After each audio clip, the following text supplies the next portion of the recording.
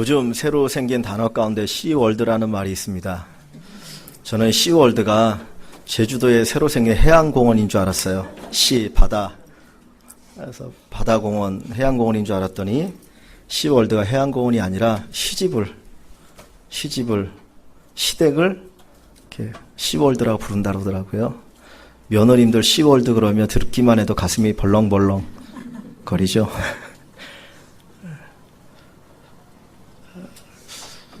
내 남편을 낳아주신 부모님이 계시는 그 집인데 뭔가 이렇게 좀 거리감이 있고 부담스럽기도 합니다.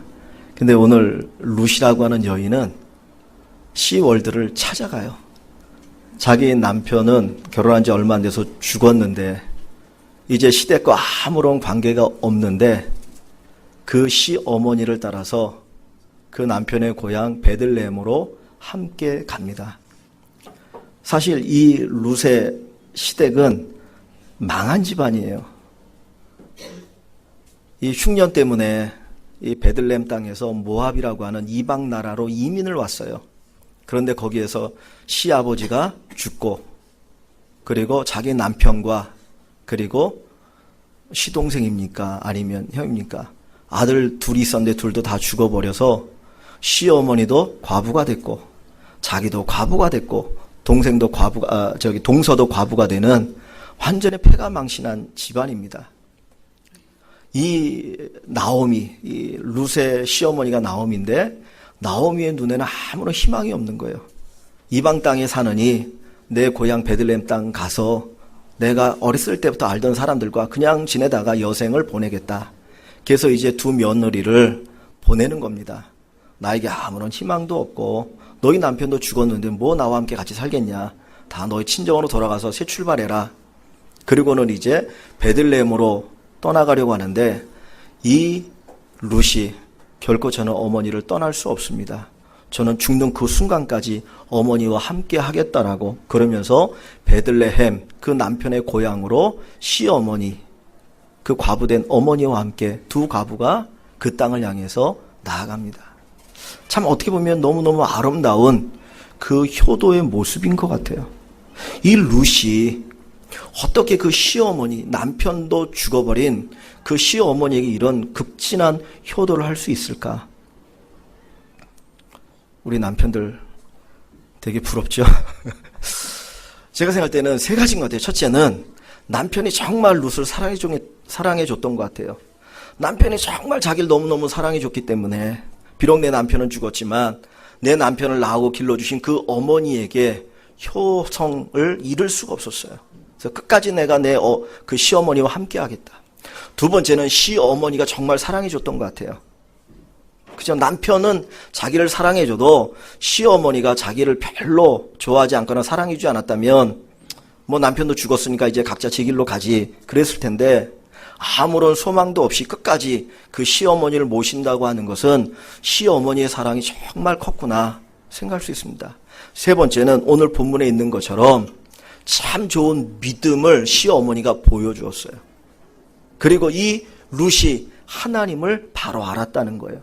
원래 룻은 모압 사람이고 하나님을 섬기지 않는 백성이었습니다. 그런데 이 나오미의 아들과 결혼함으로써 이제 하나님을 처음으로 섬기게 되었고 신앙생활 하면서 하나님을 섬기는 것이 무엇인지 하나님을 섬기려면 하나님을 섬긴다고 하는 것은 그 부모님에게 효도하는 것이구나 하는 것을 알았기 때문에 그는 시어머니를 버리지 않고 아무런 희망이 없는 시어머니를 따라서 베들레헴으로 오게 되어집니다. 참 이런 아름다운 사랑이 있고 그리고 효도가 있는 그런 가정들을 여러분들이 이루실 수 있기를 주님의 이름으로 축원합니다. 이 룻기에 보면 이 룻의 효도를 크게 세 가지로 보여줍니다. 하나는 어머니와 동행했다는 거예요. 자기 시어머니와 모압 땅에서 베들레헴까지 동행합니다. 자기의 죽음 그날까지 죽음이 나를 갈라놓기 전까지는 결코 저는 떠나지 않겠습니다. 그러면서 동행을 합니다. 그게 효도예요. 두 번째는 공양을 하는 겁니다. 이 나오미는 스스로 뭘 어떻게 할 수가 없어요. 그러니까 룻이 이 며느리 된 룻이 이 추수 때인데 그 밭에 나가서 떨어진 곡식들 추수하다가 나달에 떨어지면 그것을 주워가지고 그것을 모아서 자기 시어머니를 공양해요. 그러니까 부모님을 공양하는 것, 그것이 효도입니다. 세 번째는 이 룻은 나오미 시어머니의 그 말에 순종을 합니다. 이 나오미가 야 저기 보아스라고 하는 사람 네가 그 밭에 나가서 곡식을 주었는데 그 주인이 이제 밖에서 이불을 덮고 잘 텐데 밤에 간밤에 들어가서 그 이불을 덜치고 거기 들어가라. 그 사람이 기업물을 자가 될 것이다. 그러니까 아무 얘기하지 않고 그대로 순종을 합니다. 이 룻은 사실 젊은 여자거든요. 결혼했지만. 그런데 외간 남자의 그 잠자리에 같이 들어가서 잠을 잔다고 하는 쉬운 일이 아니잖아요. 순종을 합니다. 동행을 합니다. 그리고 봉양을 합니다. 순종을 합니다. 이것이 우리들이 가져야 될 효도의 모습이라는 거죠. 근데 오늘 본문 속에 보면 특별히 한 가지의 효도의 모습을 우리에게 보여줍니다. 15절, 16절을 제가 한번 다시 봅니다. 1장 16절. 룻이 이르되 내게 어머니를 떠나며 어머니를 따르지 말고 돌아가라 강권하지 마옵소서. 어머니께서 가시는 곳에 나도 가고 어머니께서 머무시는 곳에서 나도 머물겠나이다.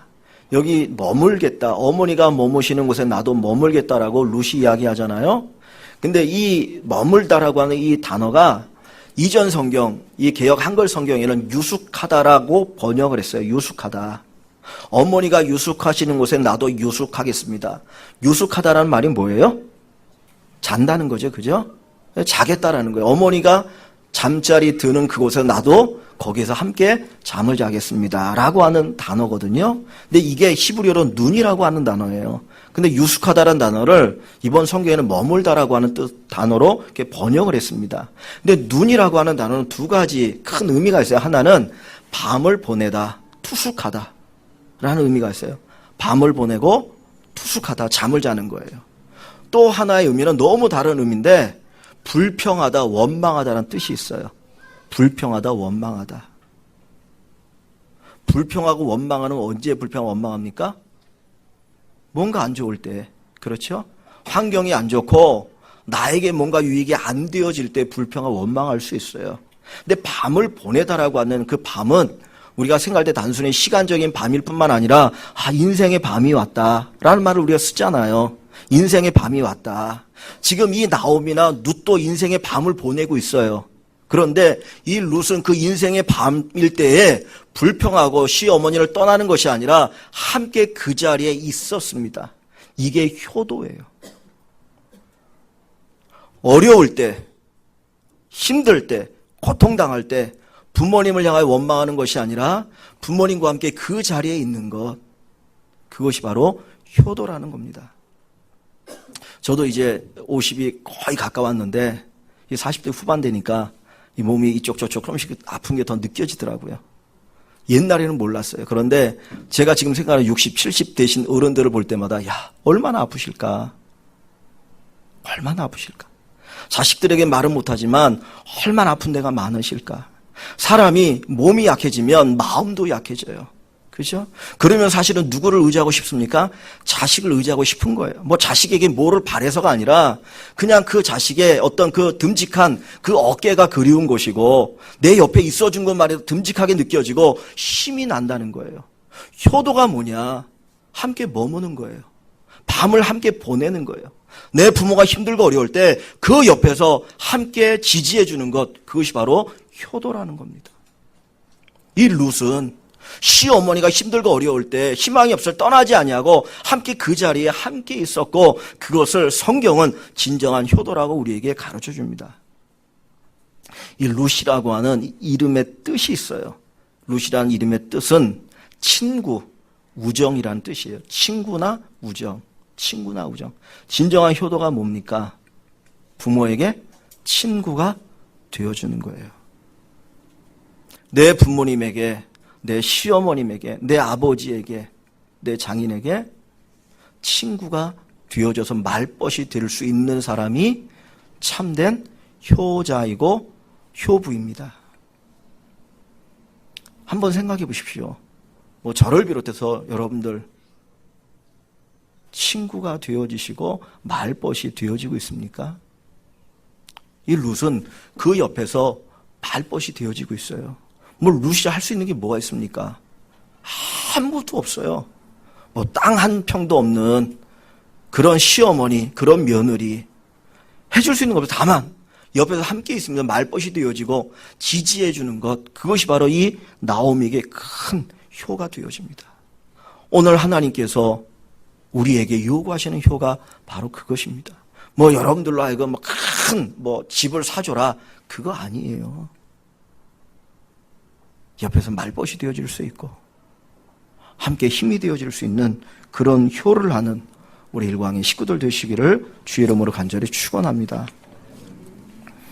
이런 효성을 다하는 룻, 어떻게 보면 이 룻이 그 나오미에게 드린 효성이라고 하는 것은 자기의 삶을 그냥 어머니에게 투자하는 거라고 얘기할 수도 있겠죠. 그죠?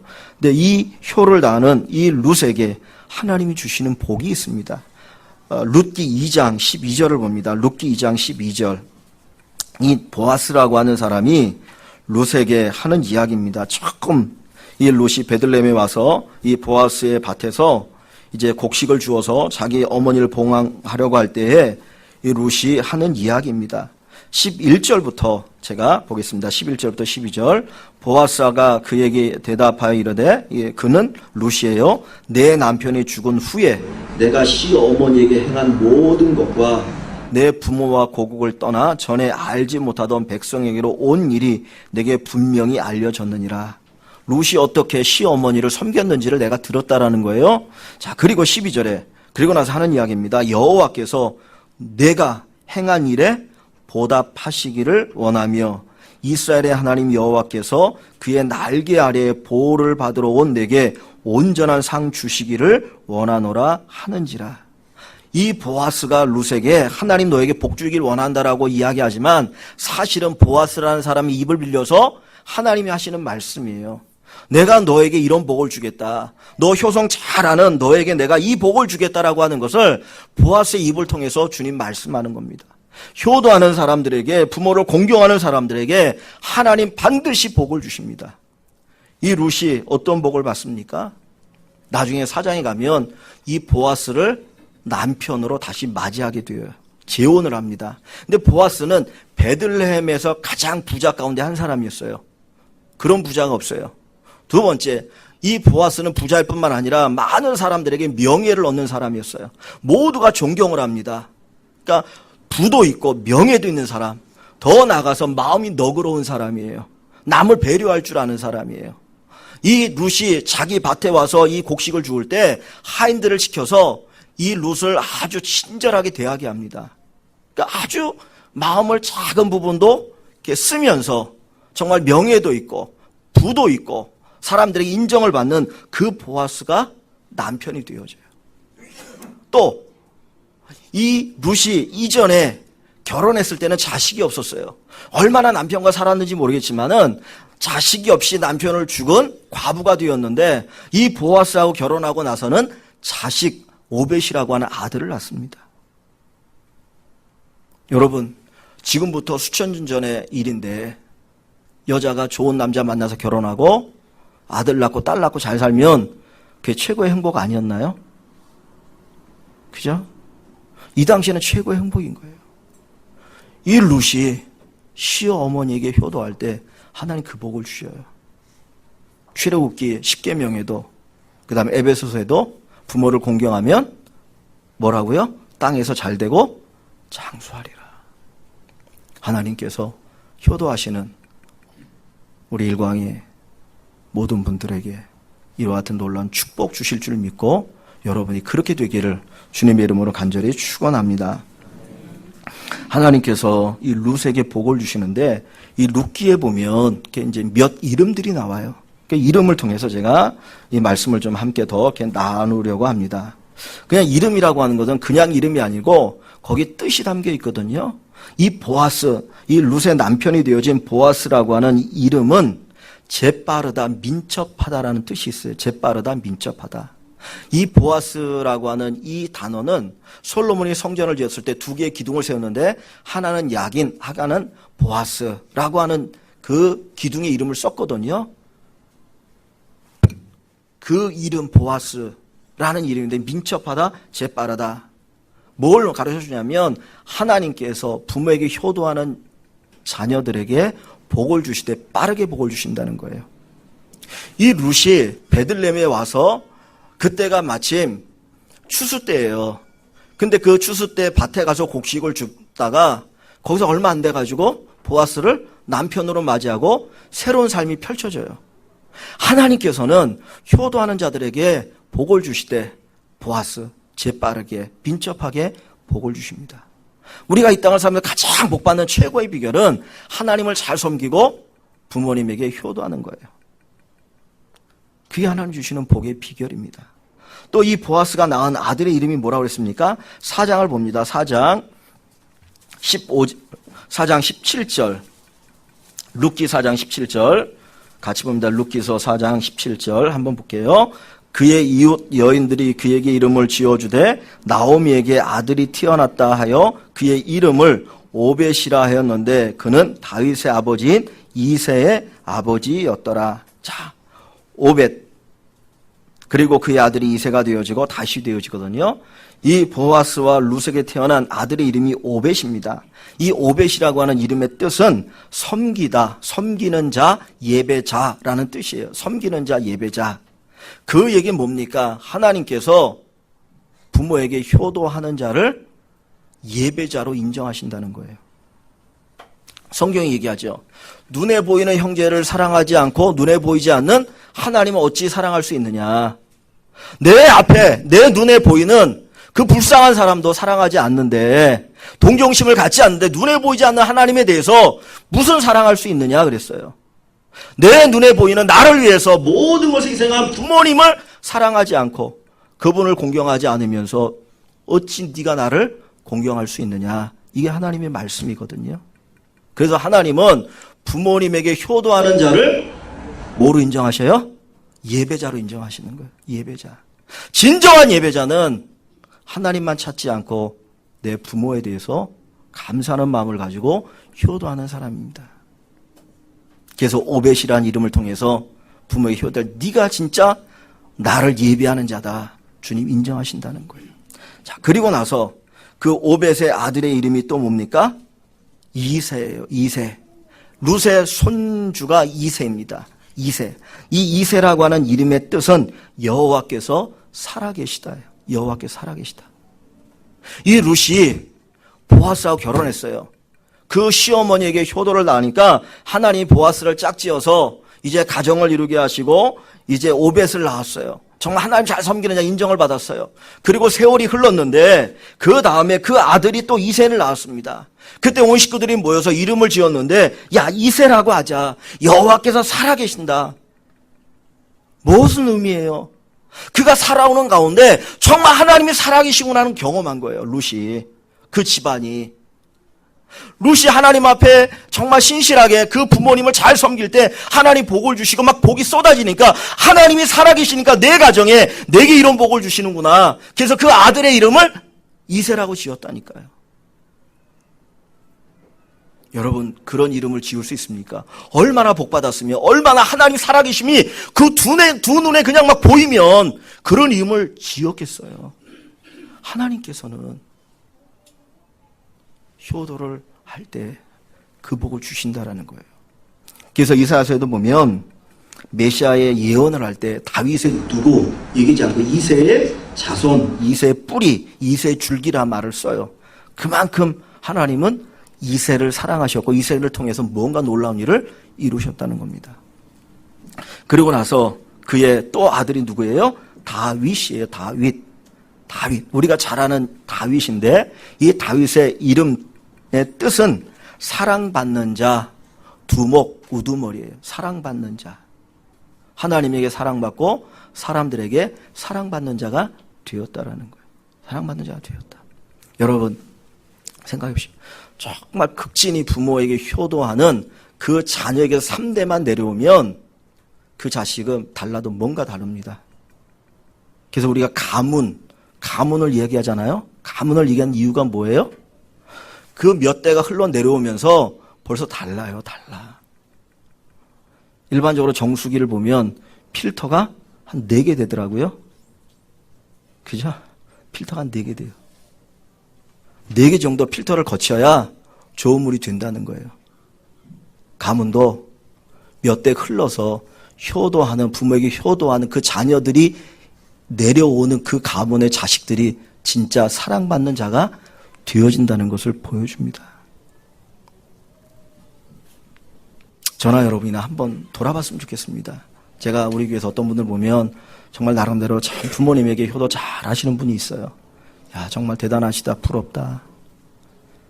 근데 그 한두 사람이 아니라 우리 모두가 부모에게 효도할 줄 아는 그런 가정들이 되기를 원합니다.